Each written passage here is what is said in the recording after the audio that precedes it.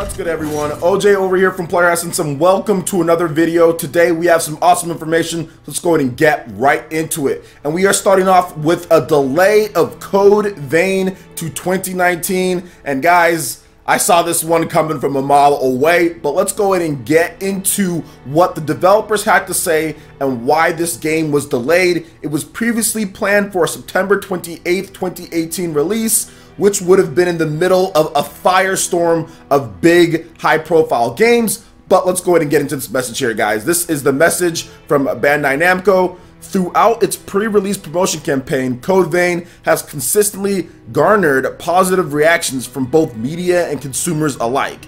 With this knowledge in hand, Bandai Namco Inc. has made the decision to dedicate additional time to further develop Code Vein, ensuring the final product delivers on the expectations set amongst media and fans. Code Vein has received enormous amount of positive feedback from eager fans who have received hands-on time with its in-development versions of the game over the past 9 months, said Eric Hartness, Vice President of Marketing for Bandai Namco Entertainment America Inc.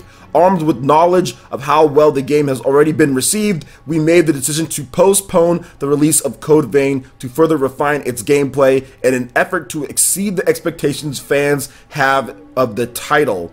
It was a difficult decision to make, but we feel it's the correct one. Bandai Namco Europe and then also Bandai Namco Asia also made comments as well about it, and just talking about just getting more time with the game. Fans have been positive about the experience and all of this stuff. So if you want to see the full comments from all the different branches of Bandai Namco, you can check out the link in the description below and you can read all of that there. But I want to talk about this because I think this is kind of multifaceted in terms of what's happening with Code Vein. Yes, people have got hands-on time with the game, but I saw through some of the cracks of the game. Like, I saw through it because to me, it didn't look dynamic enough. It didn't look good enough. It didn't seem like it had enough to release at the time that it was going to release and be the type of game people thought it was going to be. I didn't think it could keep up the pace throughout the whole course of the adventure or your RPG. It just, to me, it seemed like they were specifically showing you certain spots that were the most refined, and other spots were kind of like,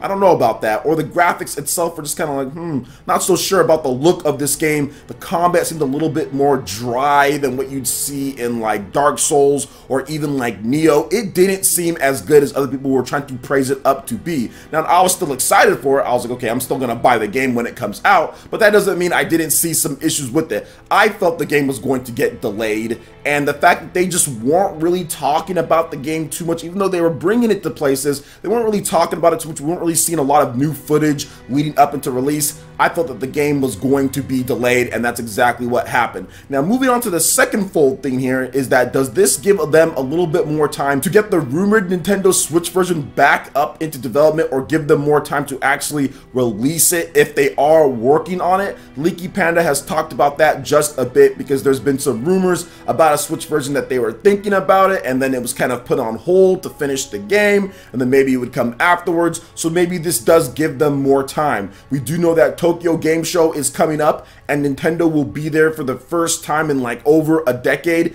business only, and I'm guessing that they're gonna tie up some loose ends when it comes to a game like Code Vein that runs on Unreal Engine 4, and when it comes to some of the other Bandai Namco games that haven't came over yet. For example, games like Sword Art Online, Fatal Bullet, One Piece World Seeker, games like that are Unreal Engine 4 based that could technically come over to Nintendo Switch. I'm guessing Nintendo's going to work with them to find out when those games could be on there, or even finish the job and tie up the loose ends when it comes to Code Vein on the Nintendo Switch. So let's hope that happens. Not saying it's a definitive thing, I'm just giving my opinion on the matter. So what do you guys think about Code Vein getting the delay to 2019? There's no launch window in 2019, it's just 2019. So what do you guys think about all this? Let me know your thoughts in the comment section below. Alright, and moving on to the next topic here. It seems like Yokai Watch 4 has had a little bit of a delay in Japan because it will now launch this winter in Japan when it was originally set for the summer in Japan, but nobody really thought that was going to happen considering they haven't really showed off the game at all. We've just gotten that little screenshot, but we do have a little bit of an update in terms of how this game could potentially look. So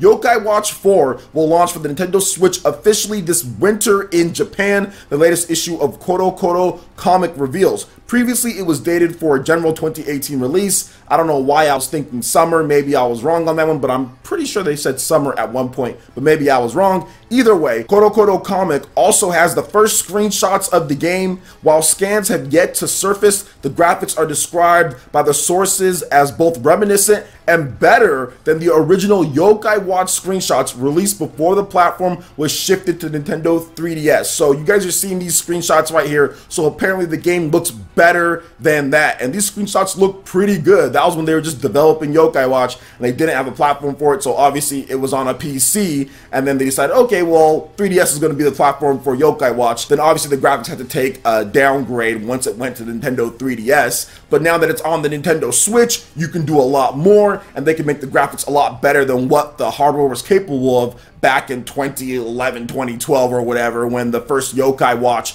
was shown off, those first screenshots. So awesome to see there that the game is going to get a nice visual boost, and I talked about that a little bit, about the game potentially looking way better than what we've ever seen before, just because Yokai Watch has just been limited to the Nintendo 3DS. So Yokai Watch 4 is seemingly a grand adventure where players can cross between time and space to come and go between the worlds of Natsumi, Keita, and Shin. So yo, they pulling out Sasuke Rinnegan here or something like that. They are traveling through time and space. That is awesome, but this just worries me about the fall or winter release, I should say, the winter release, just because, man, when is this game gonna come over to the West? We're still getting older Yokai Watch games that came out in 2015 for the 3DS here in America, man. So it makes me think that this game is like a year to 2 years potentially off for a Western release, and I'm just hoping with that new branch that Level 5 has brought up that they just get this game localized quicker. I'm hoping for at least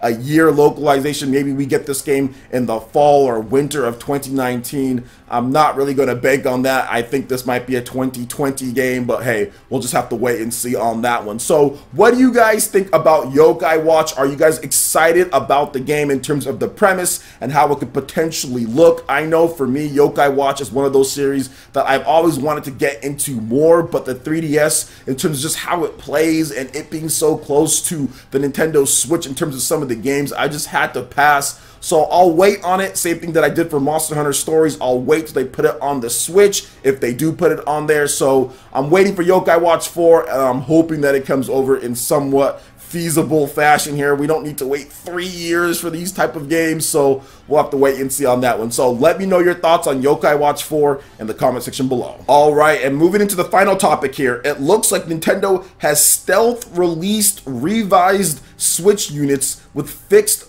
boot ROM bug that are now out in retailers. So they fixed the issue with the boot ROM bug. Sorry if I worded that incorrectly at the beginning. So Nintendo's definitely not going to talk about this at all. So you're not going to get any official announcements or anything like that. But it did seem like a while back some speculation kind of arose that Nintendo was reworking the Nintendo Switch in order to fix a boot ROM bug used for homebrew. Now we're hearing that those units are out on store shelves, which the Switch itself still acts and plays just like any other Switch. They just essentially got those changes on the inside, and not most customers will be able to notice that. It's something that people wouldn't know until a hacker gets their hands on it and opens it up and actually checks out what's going on there. So Nintendo's really fighting that piracy hard. I mean, they're definitely going to do that. They're going to fight the piracy hard. They're going to make sure that their system is secure. They have their HackerOne program to where they actually pay hackers to find exploits